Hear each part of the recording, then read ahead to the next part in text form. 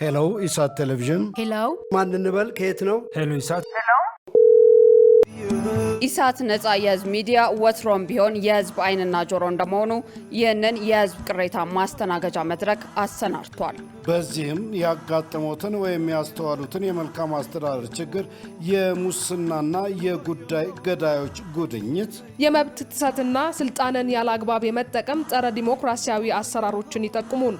የሚመለከተውን የመንግስት አካል በማነጋገር ተጠያቂነት የሚሰፍንበትን መፍትሄ እናፈላልጋለን። በስልክ ቁጥሮች 0901 458845 ወይም 0901 451145 በተጨማሪም በ0944 02 11 11 ይደውሉ። ልናስተናግደው ዝግጁ ነን። ኢሳት ነጻ የህዝብ ሚዲያ። አርዕስተ ዜና። ኢትዮጵያ የባህር በር በማግኘት ህጋዊ መብቷ ላይ የግብጽ ስምምነት የሚያሳድረው ተጽዕኖ የለም ተባለ።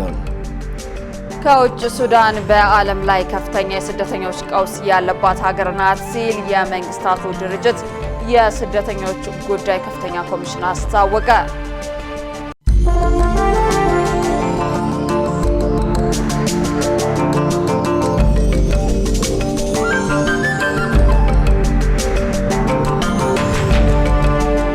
ጤና ይስጥልን ክቡራን ተመልካቾቻችን፣ ከኢሳት ነጻ የህዝብ ሚዲያ የሰዓቱን ዜና ይዘን ቀርበናል። ትዕግስት ተስፋዬና እኔም ደረጀ ይልማ ዜናውን ወደ እናንተ እናደርሳለን። ለምልክት ቋንቋው ደግሞ ዳዊት ጎሳዬ አብሮናል። ወደ ቀዳሚው ዜና አልፋለሁ። የኢፌሪ ፕሬዝዳንት ታዬ አጽቀሥላሴ ከተባበሩት መንግስታት የስደተኞች ከፍተኛ ኮሚሽነር ጋር ተወያዩ። ፕሬዝዳንት ታዬ አጽቀሥላሴ የተባበሩት መንግስታት የስደተኞች ከፍተኛ ኮሚሽነር ዶክተር በርሃም ሳሊህን በጽህፈት ቤታቸው ተቀብለው አነጋግረዋል። ውይይቱን አስመልክቶ የተባበሩት መንግስታት የስደተኞች ከፍተኛ ኮሚሽነር ዶክተር በርሃም ሳሊህ ለኢዜአ እንደገለጹት ከፕሬዝዳንት ታዬ አጽቀሥላሴ ጋር ፍሬያማ ውይይት ማድረጋቸውን ጠቅሰዋል። ውይይቱ ኢትዮጵያ በርካታ ቁጥር ያላቸውን ስደተኞች በማስተናገድ ረገድ ለምትጫወተው ሚና ድርጅታቸው ያለውን አድናቆትና እውቅና ለመግለጽ ትልቅ አጋጣሚ መፍጠሩን ገልጸዋል። በተለይም ሀገሪቱ ስደተኞችን በብሔራዊ ስርዓት ውስጥ ለማካተትና በሰብአዊ እርዳታ ላይ ብቻ ጥገኞች እንዳይሆኑ ለመርዳት በቅርቡ ይፋ ያደረገችውን የማካተት ፍኖተ ካርታ በማሳያነት ጠቅሰዋል። በፍኖተ ካርታው የትግበራ ሂደት ኮሚሽኑ ከኢትዮጵያ መንግስት ጋር በቁርጠኝነት እንደሚሰራ ያረጋገጡ ሲሆን ዓለም አቀፉ ማህበረሰብም የጋራ ኃላፊነቱን እንዲወጣ ጥሪ አቅርበዋል። በሌላ በኩል ኮሚሽነር በርሃም ሳሊህ ኢትዮጵያ በቅርቡ በሰባተኛውን ጠቅላላ ምርጫ በስኬት በማጠናቀቋ የተሰማቸውን ደስታ ገልጸው የእንኳን ደስ አላችሁ መልእክት አስተላልፈዋል።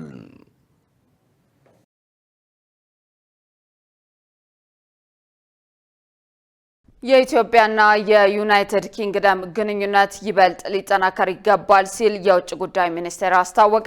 የውጭ ጉዳይ ሚኒስትሩ ጌዲዮን ጢሞቴዎስ የኢትዮጵያና የዩናይትድ ኪንግደም ታሪካዊ ትስስር ይበልጥ እንዲጠናከር ጥሪ አቅርበዋል። በለንደን ከተማ የሲድራ ግሩፕ ያዘጋጀው እንዲሁም በሌበር አፍሪካ ኔትወርክና በኢትዮጵያ ዩናይትድ ኪንግደም ኤምባሲ በጋራ የተሰናዳው የዲፕሎማቲክ የእራት መርሃ ግብር ተካሂዷል። የውጭ ጉዳይ ሚኒስትር ዶክተር ጌዲዮን ጢሞቴዎስ በዚህ ወቅት እንዳሉት ዓለም አቀፍ ተግዳሮቶችን በጋራ ለመፍታት እንዲሁም የእድገትና ብልጽግናን አዳዲስ እድሎችን ለመጠቀም የውይይትና የትብብር መድረክ ወሳኝ ሚና አለው ብለዋል። ትብብሩ በንግድ ድርጅቶች፣ በትምህርት ተቋማት፣ በዲያስፖራ ማህበረሰብና በሁለቱ ሀገራት ዜጎች መካከል ባለው ዘላቂ ትስስር ላይ የተመሰረተ መሆኑን ገልጸዋል። የውጭ ጉዳይ ሚኒስትሩ በንግግራቸው ኢኮኖሚውን ለማጠናከር፣ ለወጣቱ የስራ ዕድል ለመፍጠር እንዲሁም አካታችና ዘላቂ እድገት ለማስፈን እየተደረጉ ያሉትን ጥረቶች አንስተዋል። ከጊዜ ወደ ጊዜ የተወሳሰበ የመጣውን ዓለም አቀፋዊ ሁኔታ በአግባቡ ለመወጣትና ለሁሉም ሀገራት ዜጎች ተጨባጭ ጥቅም ለማስገኘት ጠንካራ ዓለም አቀፍ አጋርነትን መፍጠር አማራጭ የሌለው ጉዳይ መሆኑን አንስተዋል። የሌበር አፍሪካ ኔትወርክ ሊቀመንበር ኤርነስት ኤምቤ በንግግራቸው ኔትወርኩ የአፍሪካ ድምጽ በዩናይትድ ኪንግደም የፖሊሲ ቀረጻ የንግድና የዲፕሎማሲ መድረኮች ላይ ጎልቶ እንዲሰማ በማድረግ ረገድ የተጫወተውን ጉልህ ሚና አድንቀዋል። በዩናይትድ ኪንግደም የኢትዮጵያ አምባሳደር ብሩክ መኮንን በበኩላቸው የዲፕሎማሲው ሁነት እየተጠናከረ የመጣውን የሀገራቱን የንግድ ኢንቨስትመንትና የኢኖቬሽን ትብብር ለማስፋት መልካም አጋጣሚ መፍጠሩን ገልጸዋል።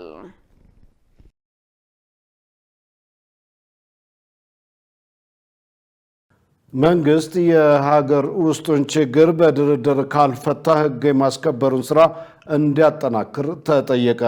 በሌላ በኩል ከቀጠናው ሀገራት ጋር ያለው ግንኙነት አደጋ ላይ ነው ሲሉ የዘርፉ ተንታኞች አሳስበዋል። ትዕግስት ተስፋዬ ተጨማሪ አላት። በኢትዮጵያ ያለውን የውስጥ ችግር ለመፍታት ጥረት ሲደረግ ቆይተዋል። ይሁን እንጂ እስካሁንም በአግባቡ ለመፍታትና የሚፈለገውን ሰላም ለማምጣት አልተቻለም። በእነዚህ የአንዳንድ የሀገሪቱ አካባቢዎች ያለውን ግጭትና ለመግባባት ለመቅረፍ ከወትሮው በተለየ ምን መደረግ አለበት ስንል በጉዳዩ ላይ የዘርፉን ተንታኞች ጠይቀናል። የፖለቲካ ተንታኙ አበባ አካሉ በሰጡት ምላሽ መንግስት ከታጣቂዎች ጋር የሚደረገውን ድርድር መቀጠል እንዳለበት ተናግረው ሀገሪቱ ከቀጠናው ሀገራት ጋርም ያላትን ግንኙነት በጥንቃቄ እንዲመራ አሳስበዋል። አፍንጫችን ስር ከአዲስ አበባ 100 ኪሎ ሜትር ርቀት ላይ የምን 100 ኪሎ ሜትር 20 ኪሎ ሜትር 30 ኪሎ ሜትር ርቀት ላይ ከሱሉልታ በኋላ ያለው ኤሪያ ምን ያክል ያንቀሳቅሳል?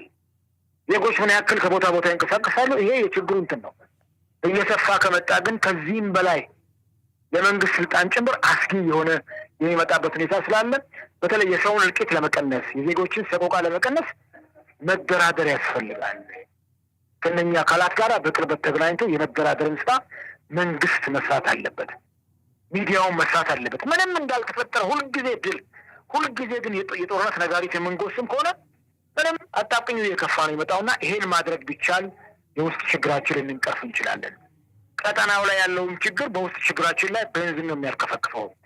ከቀጠናው ሀገሮች ጋርም ያለን ዲፕሎማሲያዊ ግንኙነት በጣም በረቀቀና በብልሃት መያዝና መመራት አለበት።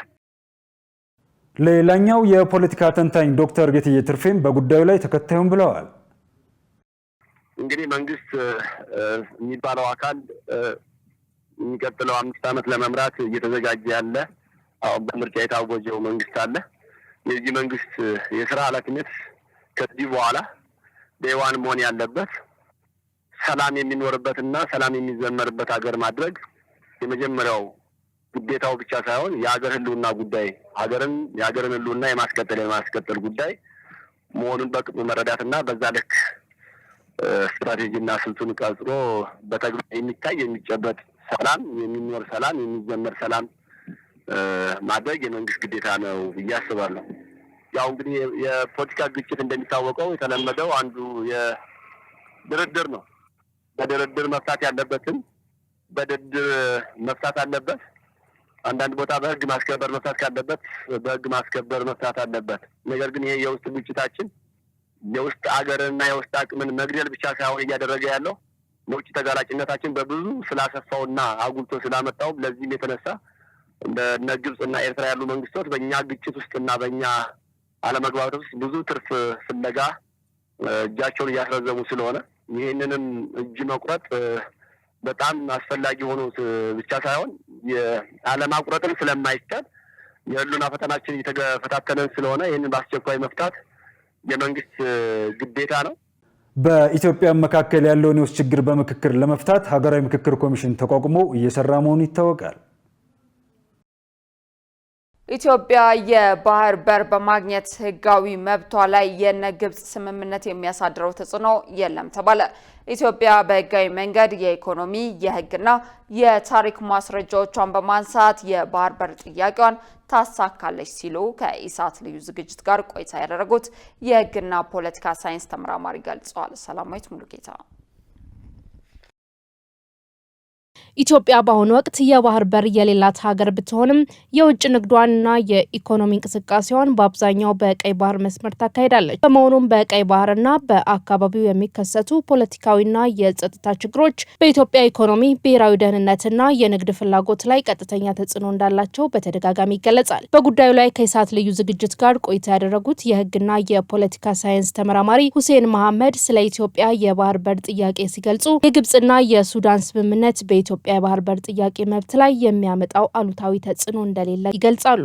ለዚህ ነው የ1959ን የግብጽና ሱዳንን የአባይ ውሃ ክፍፍል ኢትዮጵያ እኔ አያገባኝም፣ አልተዋዋልኩበትም፣ አልተስማማውበትም፣ ራሳችሁ ናችሁ 3% ለንተና 90 ምናምን ለንተና ያላችሁት እኔ ባልፈረምኩት ሁሉ አልገደድም አያገባኝም የሚለው አቋማ አሁንም እዚህ ጋር እኔ እናንተ አክሰስ አይደረግም ይደረጋል ብትሉም አይደረግም ብትሉም በተዋዋዮቹ ላይ ነው እንጂ የሚጸናው በእኔ ላይ አፕላይ አይሆንም። እኔ በቻልኩት በጣርኩት ውጤት ባገኘሁበት ቀን ቀይ ባህርን አገኘዋል። የነሱ መዋዋል ከፖለቲካ ጩኸት ያለፈ በኢትዮጵያ መብት ላይ የሚያመጣው ምንም ለውጥ የለም። ምናልባት አጋርነት በሚል የሚሊቴሪ ደጋፎችን እንሰጣጣለን ብለው አንዱ ሲነካ አንዱ የሚል ስምምነት ውስጥ ገብተው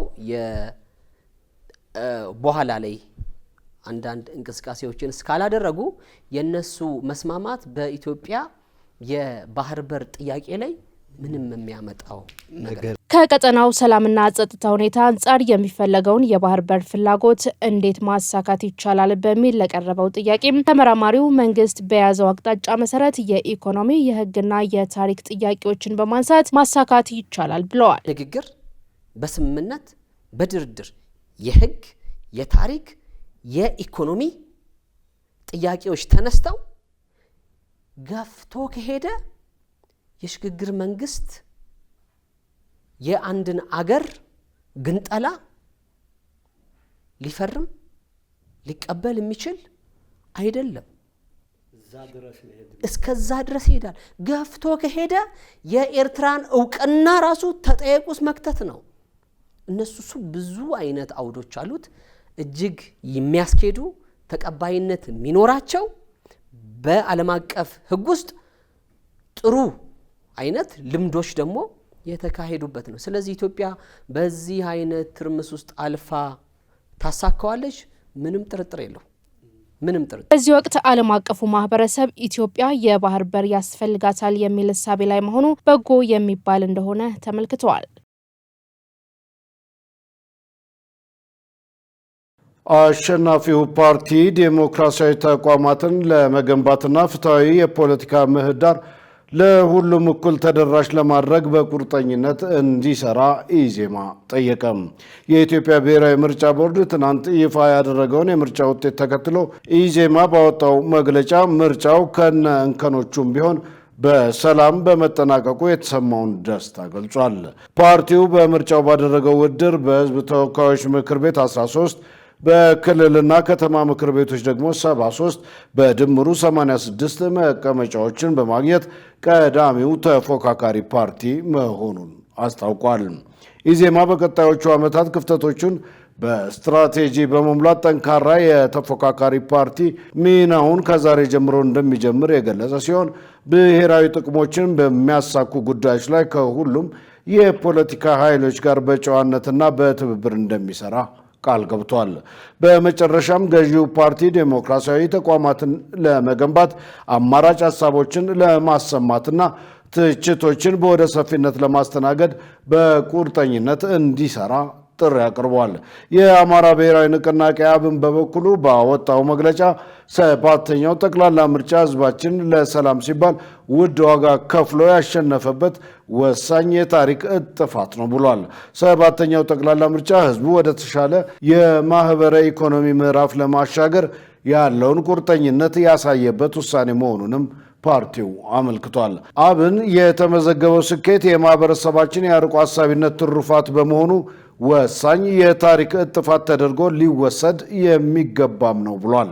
በሌላ በኩል የአዲስ አበባ ፖለቲካ ፓርቲዎች የጋራ ምክር ቤት አሸናፊው የብልጽግና ፓርቲ የከተማውንና የሀገሪቱን ዘላቂ ሰላም ልማትና መልካም አስተዳደር ለማረጋገጥ በሚያደርገው ጥረት ላይ የጋራ ምክር ቤቱ በነቃ ተሳትፎ በገንቢ ሂስና በአማራጭ ሀሳቦች አብሮ ለመስራት ዝግጁ መሆኑን ገልጿል።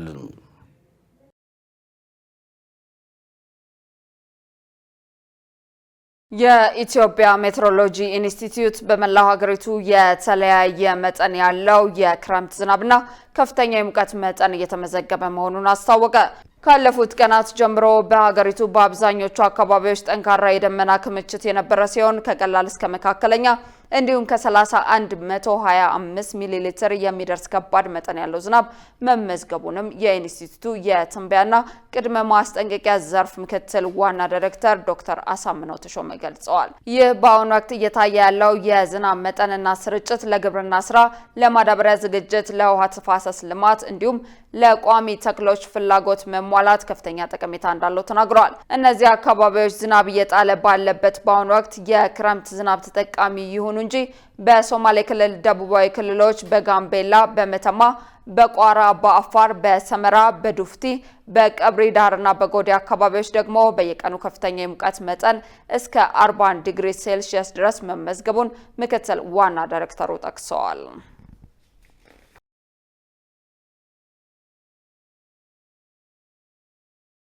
ክቡራን ተመልካቾቻችን ከኢሳት ነጻ የህዝብ ሚዲያ ዘገባዎቻችን ወደ እናንተ መድረሳቸውን ቀጥለዋል። በቀጣይነት የቢዝነስና ኢኮኖሚ መረጃዎችን ወደ እናንተ እናደርሳለን። ባልደረባችን መሰረት ባዩ እየጠበቀችን ነው።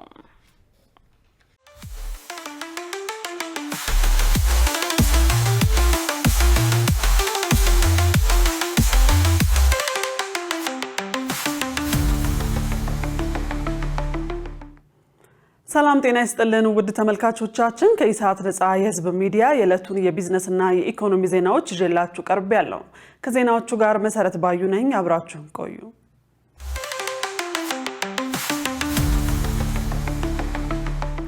የመስኖ መሰረተ ልማት የኢትዮጵያን የምግብ ሉዓላዊነት የማረጋገጥ ስኬታማ ጉዞ እየገነባ መሆኑ ተገለጸ።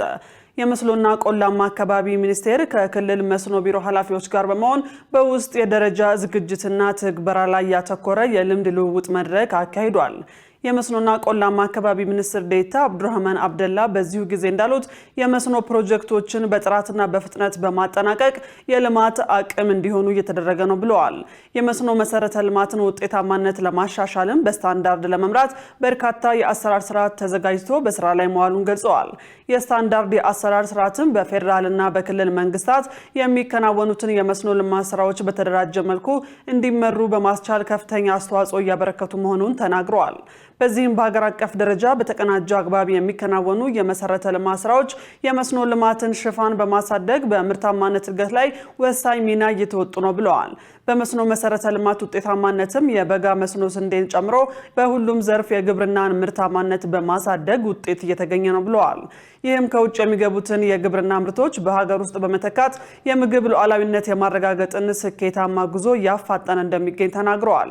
የኢትዮጵያን የግብርና ልማት ከዝናብ ጥገኝነት በማላቀቅ በሁሉም ወቅቶች ማምረት ባህል ሆኖ እንዲቀጥል በቁርጠኝነት እንደሚሰራም ኃላፊው አረጋግጠዋል። የሰው ሰራሽ አስተውሎትና ዲጂታል ቴክኖሎጂ በመጠቀም አስተማማኝ የኃይል አቅርቦት እንዲፈጠር እየተደረገ መሆኑ ተገለጸ። የኢትዮጵያ ኤሌክትሪክ አገልግሎት ዋና ስራ አስፈጻሚ ኢንጂነር ጌቱ ገረመው ለኢዜአ እንዳሉት አገልግሎቱ የኤሌክትሪክ መሰረተ ልማት መስመሮችንና የዲስትሪቢዩሽን ትራንስፎርመሮችን ብቃት ለማሳደግ በትኩረት እየሰራ ነው። የኤሌክትሪክ መቆራረጥን ችግር ለመፍታት የኤሌክትሪክ መሰረተ ልማትን የማሻሻል መልሶ የማቋቋምና የጥገና ስራ በትኩረት እየተከናወነ መሆኑን ገልጸዋል። አገልግሎቱ ዘመናዊ ዲጂታል ቴክኖሎጂና የሰው ሰራሽ አስተውሎት በመጠቀም ጥቅም ላይ እየዋለ መሆኑን ተናግረዋል። የኢትዮጵያ ኤሌክትሪክ አገልግሎት ከመንግስትና ከልማት አጋሮች የሚያገኘውን ገንዘብ በመጠቀም መሰረተ ልማት የማሻሻል ስራ እያከናወነ መሆኑን አስረድተዋል። ከመሰረተ ልማት ግንባታ ጎን ለጎንም የደንበኞች አገልግሎት ጥራትና ፍጥነት ለማሻሻል የትራንስፎርሜሽን ስራ እየተከናወነ መሆኑን ተናግረዋል። አዳዲስ አሰራሮችንና ቴክኖሎጂዎችን በመተግበር የኔትወርክ አቅም የማሳደግ መልሶ የማደራጀትና የጥገና ስራ በቅንጅት የተከናወነ መሆኑን ተጠቁመዋል። ደንበኞች ቀልጣፋ አገልግሎት እንዲያገኙ ለማስቻልም የውስጥ አቅምን የማጠናከርና የጥገና ቡድኖች በአዲስ መልክ የማደራጀት ስራ በትኩረት እየሰራ እንደሚገኝ አገልግሎቱ አስታውቋል። የኢትዮጵያ የካፒታል ገበያ ባለስልጣን ያካሄደው የሁለት ቀናት አውደ ርዕይ ተጠናቀቀ። አውደ ርዕዩን በርካታ ቁጥር ያላቸው ጎብኚዎች የጎበኙ ሲሆን ስለ ካፒታል ገበያ ዕድልና የኢንቨስትመንት አማራጭ ግንዛቤ ማስጨበጫ የተሰጠበት መርሃ ግብር ነው ተብሏል። የኢትዮጵያ የካፒታል ገበያ ባለስልጣን የካፒታል ገበያውን ግንዛቤ የሚያስጨብጡ በመላው ኢትዮጵያ የኢንቨስተሮችን ደህንነት የሚያስጠብቁ መሰል መድረኮችን በማዘጋጀት በቂ ግንዛቤ እንዲኖር የማድረግ ጥረት አጠናክሮ እንደሚቀጥልም አስታውቋል። በዚህም ባለስልጣኑ ከሰኔ 12 እስከ 13 ቀን 2018 ያካሄደው የሁለት ቀናት የኢንቨስተሮች አውደ ርዕይ በስኬት ማጠናቀቁን ከባለስልጣኑ ያገኘነው መረጃ ያመለክታል። በጋምቤላ ክልል የልማትና የመልካም አስተዳደር እቅዶችን ለማሳካት ትኩረት መሰጠቱ ተገለጸ። በክልሉ የገቢ እቅድ አተገባበር ላይ የገቢ ሰብሳቢ ተቋማት አመራሮችና ሌሎች ባለድርሻ አካላት የተሳተፉበት የውይይት መድረክ ዛሬ በጋምቤላ ከተማ ተካሂዷል። የክልሉ ፋይናንስ ቢሮ ኃላፊ ዶክተር ኡማን ኡሙሉ በዚህ ወቅት እንዳሉት ክልሉ የሚያመነጨውን ገቢ አሟጦ በመሰብሰብ የታለመውን የልማትና የመልካም አስተዳደር እቅድ ለማሳካት ትኩረት ተሰጥቷል። ለእቅዱ ስኬታማነት የዘርፉ አመራሮችና ባለድርሻ አካላት ቁርጠኝነት የላቀ ድርሻ ያለው መሆኑን አስገንዝበዋል። የግብር አሰባሰቡ ሂደት ፍትሃዊ፣ ግልጽና ዘመናዊ አሰራር የተከተለ እንዲሆን በትጋት እንደሚሰራም ኃላፊው አመልክተዋል። በተያያዘ የክልሉ ገቢዎች ቢሮ ኃላፊ አቶ ቻንኮዝ ዴቪድ በበኩላቸው በክልሉ ያለውን የገቢ አቅም በአግባቡ ለመሰብሰብና ለመጠቀም አዳዲስ አሰራሮች ተግባራዊ እየተደረጉ መሆኑን ተናግረዋል። የውይይት መድረኩ ዋና ዓላማም በአዲስ አሰራሮች ላይ የሚመለከታቸው አካላት በቂ ግንዛቤ ይዘው እንዲሰሩ ማስቻል መሆኑን አስታውቀዋል። በክልሉ ባለፉት 11 ወራት ከ4.7 ቢሊዮን ብር በላይ ገቢ መሰብሰቡ ተመልክቷል። ውድ ተመልካቾቻችን አሁን ደግሞ በዕለቱ በተመረጡ ባንኮች ያለውን የውጭ ምንዛሬ ዋጋና የብሔራዊ ባንክ የወርቅ ግብይት መረጃ ተከታትለን እንመለስ።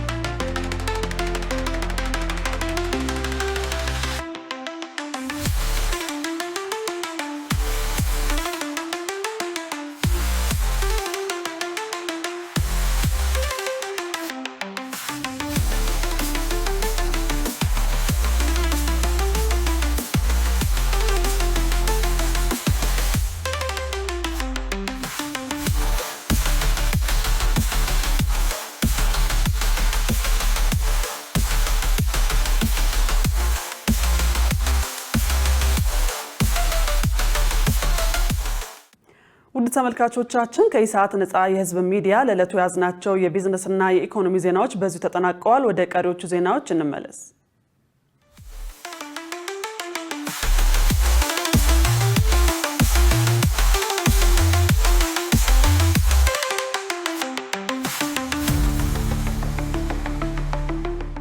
ውድ ተመልካቾች ከኢሳት ነፃ የህዝብ ሚዲያ የሰዓቱ ዜና ወደ እናንተ መድረሱን እንደቀጠለ ነው።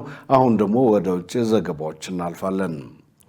ሱዳን በዓለም ላይ ከፍተኛ የስደተኞች ቀውስ ያለባት ሀገር ናት ሲል የመንግስታቱ ድርጅት የስደተኞች ጉዳይ ከፍተኛ ኮሚሽን አስታወቀ። በሌላ በኩል የገንዘብ ችግር ያጋጠመው ኮሚሽኑ ለአስቸኳይ ጊዜም ሆነ ለተፈናቀሉት ለመድረስና ፈጣን ምላሽ ለመስጠት ተቸግሯል ተብሏል። ሸሪፍ ኢማም ሱዳን አሁን ላይ በዓለም ካሉ ሀገራት በሙሉ በከፍተኛ ደረጃ የሀገር ውስጥ መፈናቀል ያጋጠማት ሀገር ሆናለች ይባላል። በዚች ሀገር ውስጥም የተባበሩት መንግስታት ድርጅት የስደተኞች ጉዳይ ከፍተኛ ኮሚሽን ተግባሩን ለማከናወን 72 ከመቶ የገንዘብ ጉድለት እንዳጋጠመው አስታውቋል። በካርቱም የኮሚሽኑ ተወካይ ማሚ ሄሌን ቬርኔ ለሱዳን ትሪቢዩን እንደነገሩት ለ3 ዓመታት በጦርነት ውስጥ የቆየችው ሱዳን ቢያንስ 9 ሚሊዮን የሀገር ውስጥ ተፈናቃዮች አሏት። አክለውም ይሄ ቁጥር በተፈናቃዮች እንቅስቃሴ ሳቢያ በየጊዜው ይለዋወጣል። አንዳንድ ሰዎች ወደ ቀያቸው ይመለሳሉ፣ ሌሎች ደግሞ በተደጋጋሚ ከመንደራቸው ይፈናቀላሉ። በተለይ ደግሞ በኮርዶፋን፣ ዳርፉርና ብሉ ናይል ግዛቶች ብለዋል። ተጨማሪ 4.5 ሚሊዮን ሱዳናውያን ወደ ጎረቤት ሀገራት ተሰደዋል ብሏል ኮሚሽኑ። የስደተኞች ጉዳይ ከፍተኛ ኮሚሽነር ተወካይ ሪፖርት እንዳደረጉት የሱዳን ጦር የካርቱምን የጊዝራንና የሴናልን ግዛቶች መልሶ መቆጣጠሩና በእነዚህ አካባቢው ጦርነት መቆሙ 4.5 ሚሊዮን ሰዎች ወደ ቀያቸው እንዲመለሱ እድል ፈጥሯል። ቬርኔ አጽንኦት ሰጥተው እንዳሉት በሌሎች ግዛቶችም አዳዲስ ጦርነት እየተጀመረና የሰዎች መፈናቀል እያጋጠመ ነው። በአብዛኛው ደግሞ በኮርዶፋን በብሉ ናይልና በዳርፉር ግዛት ያለው እውነታ ይህ ነው። አሁን ላይ 700,000 ተፈናቃዮች በታውላ ከተማ ይገኛሉ ተብሏል። ይሁን እንጂ 72 ከመቶ የገንዘብ ክፍተት ያጋጠመው ኮሚሽኑ ለአስቸኳይ ጊዜም ሆነ ለተፈናቀሉት ለመድረስና ፈጣን ምላሽ ለመስጠት ተቸግሯል። በዳርፉር እና በኮርዶፋን በሚገኙ አዳዲስ የተፈናቃይ ዞኖች በጣም አስቸኳይ የሆነው የህይወት አድን ተልዕኮ ነው ሲሉ ቬርኔ አጽንኦት ሰጥተው ተናግረዋል። በካርቱም ተመላሾች የሚያስፈልጋቸውን ድጋፍ ለማድረግ ሲታሰብ ትምህርት ቤቶች፣ ሆስፒታሎችና የኤሌክትሪክ ኃይል የመሳሰሉት አብዛኞቹ መሰረተ ልማቶች ወድመዋል። ተወካዩ በዋና ከተማዋ ተመላሾችን ለመደገፍ የሚያስፈልጉ ሁለት ዋና ምሰሶዎች የኢኮኖሚ ህልውናና ማህበራዊ ትስስር መሆናቸውን ለይተዋል። በሱዳን ለኦፕሬሽን አገልግሎት የሚወጣው ወጪ ከፍተኛ ነው ተብሏል። በግዛቶቹ መካከል ያለው ርቀት በጣም ረጅም ነው። በየቦታ የጦርነት መኖር እንደ ልብ ለመተላለፍ ያስቸግራል። አስፈላጊ ምግብና ድንኳኖችን በፖርት ሱዳን ወይም በቻድ በኩል ማስገባትም ከፍተኛ ወጪ ይጠይቃል ተብሏል። ኮሚሽኑ እንዳስጠነቀቀው በቅርቡ በቻድ ድንበር በታይኒና በአድሬ አካባቢ የተቀሰቀሰው ጦርነት በዳርፉር በኩል ያለውን የሰብአዊ ድጋፍ ኮሪዶር ይዘጋዋል የሚል ስጋት አለ። ለዚህ ደግሞ በቅርቡ ስትራቴጂያዊ በሆነው የድንበር መተላለፊያ ድልድይ ላይ የተፈጸመ የድሮን ጥቃት ተጠቃሽ ነው ተብሏል። በዚህ ሁሉ ሁኔታ ውስጥ ተዋጊ ወገኖች በሙሉ በዓለም አቀፍ ሕግ መሰረት የሰብአዊ መብትን እንዲያከብሩ ቬርኔ አሳስበዋል። አክለውም የዓለም አቀፉ ማህበረሰብ ቡድኖቹ ወደ ተኩስ አቁም ስምምነት እንዲመጡ ጫና እንዲያደርግም ጠይቀዋል። መረጃው የሱዳን ትሪቢዩን ነው። በክራይሚያ የሚገኝ የነዳጅ ማጠራቀሚያ በዩክሬን ድሮን ተመቶ በእሳት ተያይዟል ተባለ።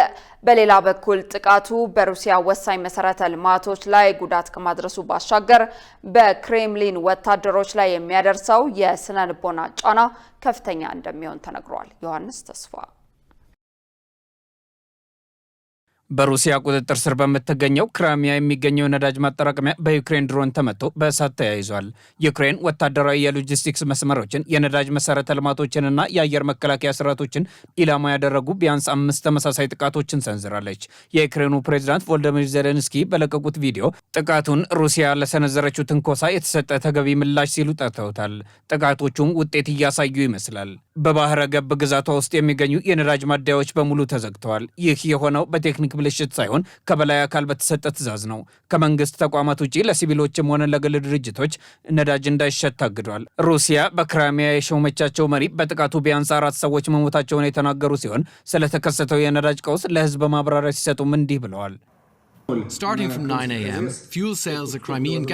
ከረፋዱ 3 ሰዓት ጀምሮ በክራይሚያ ነዳጅ ማደያዎች በካሽ ክፍያ፣ በዲጂታል ክፍያም ሆነ በነዳጅ ኩፖን የሚደረግ ማንኛውም የነዳጅ ሽያጭ ለግለሰቦችም ሆነ ለህጋዊ ድርጅቶች ሙሉ በሙሉ ይቋረጣል። ነዳጅ የሚሸጠው የክራይሚያ ሪፐብሊካን ደህንነትና ስራ የሚያስቀጥሉ የመንግስት ተቋማት ላይ ለተሰማሩ ተሽከርካሪዎች ብቻ ይሆናል። የነዳጅ ማደያዎችን አሰራር በተመለከተ ወደፊት የሚወሰኑ ውሳኔዎችና መግለጫዎችን ይፋ ማድረጋችን እንቀጥላለን። ሁሉም ሰው እንዲረጋጋና ኦፊሳላዊ መረጃዎችን ብቻ እንዲያምን ጠይቃለን። ይህ ክስተት ሩሲያ እንደ አውሮፓውያኑ በ2014 ክራይሚያን በህገወጥ መንገድ ከዩክሬን ከቀማች ወዲህ የገጠማት የከፋ የኃይል ቀውስ ነው። የኪየቭ ድርጊት በጦርነቱ ላይ ምን አይነት ተጽዕኖ እያሳደረ ነው? ከጀርባውስ ምን አይነት ስትራቴጂ አለ? የሚለውን ለማብራራት በራንድ ኮርፖሬሽን ረዳት ከፍተኛ ተመራማሪና በካዛክስታን እንዲሁም በጆርጂያ የቀድሞ የአሜሪካ አምባሳደር የነበሩት ዊሊያም ኮርትኒ ከዲደብሊው ኒውስ ጋር ቆይታ አድርገዋል። ዩክሬን በሩሲያ የነዳጅ መሰረተ ልማት ላይ የሰነዘረችው ጥቃት ምን ያህል ጉልህ ስፍራ የሚሰጠው ነው የሚል ጥያቄ የቀረበላቸው አምባሳደር ኮርትኒ የዜሌንስኪ ወታደራዊ ክፍል ኢላማውን በትክክል በመምታት የሚፈልገውን እንዳሳካ ተናግረዋል። Ukraine has been quite successful in striking ዩክሬን ከድንበሯ በጣም ርቀው በሚገኙ የሩሲያ አካባቢዎች እንዲሁም ወደ ዩክሬን ጠጋ ብለው ባሉ ስፍራዎች የነዳጅ መሰረተ ልማቶችን በመምታት ረገድ በጣም ተሳክቶላታል። ክሬሚያ ከምስራቃዊ ዩክሬን ወደ ሰሜን ለሚጓዙ መሳሪያዎችና አቅርቦቶች እንደ ወታደራዊ የሎጂስቲክስ ማከፋፈያ ሆና ስለምታገለግል ልዩ ቦታ ናት። በመሆኑም በደቡባዊ ሩሲያ በኩል ወደ ክሬሚያ የሚያቋርጠው የከርች ድልድይ በዩክሬን ጥቃቶች ደርሰውበታል። ከዚያም ክሬሚያ ከቀሪው የዩክሬን ክፍል ጋር ያላት ርቀት ቅርብ በመሆኑ መካከለኛ ርቀት ተኳሽ የዩክሬን ድሮኖች በግዛቱ ያሉ ኢላማዎችን በፈለጉ ጊዜ መምታት ይችላሉ። በዚያ ያሉ የአየር መከላከያ ስርዓቶችም ሊያስቆሟቸው አልቻሉም። ስለዚህ ለሩሲያ ትልቅ የሎጂስቲክ ውድቀት ብቻ ሳይሆን ብዙ ሩሲያውያን ክሬሚያን እንደ ሩሲያ አካል አድርገው ስለሚያስቧት ትልቅ የስነ ልቦና ምትም ጭምር ነው። ነገር ግን የዩክሬን ጥቃቶች በሞስኮና በቅዱስ ፒተርስበርግ ተፈጽመዋል መባልን ሰምተናል። እስከ 2000 ኪሎ ሜትር ርቃ በምትገኘው ሳይቤሪያም ጥቃቶች ተፈጽመዋል። አሁንስ ከዩክሬን ድሮኖች ቁጥጥር ውጭ የሆኑ የሩሲያ ክፍሎች ይኖሩ ይሆን? አዎ አሉ። እስካሁን እንዳየነው የዩክሬን ድሮኖች ከፍተኛውን የመምታት ርቀት ወደ 3000 ኪሎ ሜትር ገደማ ነው። ይህ በእርግጥ ወደፊት ሊቀየር ይችላል። ሆኖም አብዛኛው የሩሲያ ክፍል፣ አብዛኞቹ በሕዝብ የተጨናነቁ አካባቢዎች፣ የኢኮኖሚ እንቅስቃሴዎችና ወታደራዊ እንቅስቃሴዎች በዩክሬን ድሮኖች ክልል ውስጥ ናቸው። ይህም ለሩሲያ ልዩ ፈተና ነው። በሌላ በኩል ዩክሬን እንዴት በዚህ መልኩ በሩሲያ ግዛት ውስጥ ዘልቃ መምታት ቻለች የሚለውን የሚያብራሩ የአውደ ውጊያ ተመራማሪዎች እንደ ጉግል እርዝ ያሉ ክፍት የሆኑ መረጃዎችን በመጠቀም በጣም ርቀው የሚገኙ ኢላማዎችን ማግኘት ትችላለች በማለት በተለይም ከአሜሪካ የሚጋሩት የስለላ መረጃዎች ወሳኝ መሆናቸው አብዛኛው በሳተላይት መረጃ ላይ የተመሰረተ ጥቃት እንዲሆን አድርጎታል የሚል ድምዳሜ ላይ መድረሳቸውን ያስረዳሉ። መረጃውን ስናጠናቅር ዶይቼ ቬለን ዋቢያችን አድርገናል። ውድ ተመልካቾች ከኢሳት ነጻ ህዝብ ሚዲያ የሰዓቱ ዜና ወደ እናንተ መድረሱ እንደቀጠለ ነው። አሁን ደግሞ የስፖርት ዘገባዎችን ወደ እናንተ የምናደርስበት የአየር ጊዜ ላይ ደርሰናል። ሙሉ ቀን ሰለሞን ይጠብቀናል። ወደዛው እንለፍ። ለጤንነት፣ ለምርት፣ ለወዳጅነት ሰላም ጤና ይስጥልን ተመልካቾቻችን፣ ከኢሳት ነጻ ህዝብ ሚዲያ ለምሽቱ ያዘጋጀናቸውን የስፖርት ዜናዎች ይዘን ቀርበናል። ከዜናዎቹ ጋር ሙሉቀን ሰለሞን ነኝ። የኢትዮጵያ ብስክሌት ሻምፒዮና ውድድር ከሰኔ 17 እስከ 21 ቀን 2018 ዓ.ም በአዲስ አበባ ከተማ እንደሚካሄድ ተገለጸ። በሻምፒዮናው ከ260 በላይ ተወዳዳሪዎች ይሳተፋሉ ተብሎ እንደሚጠበቅም ተገልጿል። ዝርዝር አለ። የኢትዮጵያ ብስክሌት ፌዴሬሽን ከጆርካ ኢቨንት ጋር በመተባበር የ2018 ዓ.ም የኢትዮጵያ ብስክሌት ሻምፒዮና ውድድር ከሰኔ 17 እስከ 1 ቀን 2018 ዓ.ም በአዲስ አበባ ከተማ ያካሄዳል። ውድድሩን አስመልክቶ የፌዴሬሽኑ ኃላፊዎችና ተባባሪ አዘጋጆች ለመገናኛ ብዙሃን በዛሬው ዕለት መግለጫ ሰጥተዋል። በመግለጫው ላይ የኢትዮጵያ ብስክሌት ፌዴሬሽን ፕሬዚደንትና የአፍሪካ ብስክሌት ስራ አስፈጻሚ ኮሚቴ አባል ወንድሙ ኃይሌ እንደተናገሩት ውድድሩ ዓለም አቀፍ እውቅና ያለው ኢትዮጵያ እንደ ሀገር ነጥብ የምታገኝበት በኢትዮጵያ ብስክሌት ውድድር ትልቁ መሆኑን ገልጸዋል። ይህ ውድድር በኢትዮጵያ ደረጃ ብቻ ሳይሆን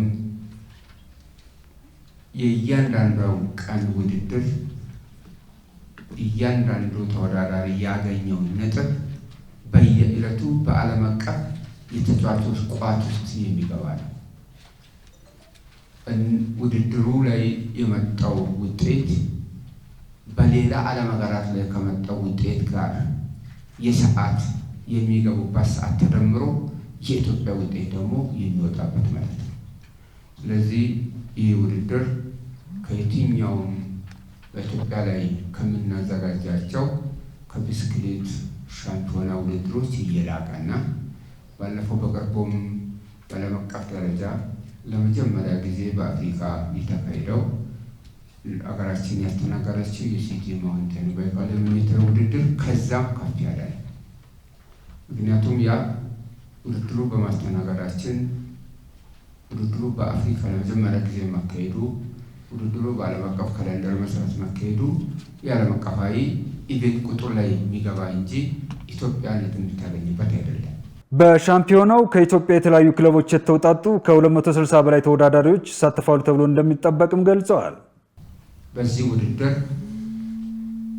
አጠቃላይ ከ8 መዋቅሮች ተሳታፊዎች የሚሳተፉ ሲሆን ከትግራይ፣ ከኦሮሚያ፣ ከአማራ፣ ከማዕከላዊ ኢትዮጵያ ክልል፣ ከሲዳማ ክልል በክልል ደረጃ በከነኚህ ክልሎች የተወጣጡ እንደዚሁም ከአዲስ አበባና ከድሬዳዋ ከተማ አስተዳደር የተወጣጡ በድምሩ ከ260 በላይ ፕሮፌሽናል ተጫዋቾች የሚሳተፉበት ነው። የፌዴሬሽኑ ምክትል ፕሬዚደንት ሳምሶን በቀለ በበኩላቸው ውድድሩን ይበልጥ ስኬታማ ለማድረግ ከአዲስ አበባ ከተማ አስተዳደር ጋር በትብብር እየሰሩ መሆናቸውን ተናግረዋል።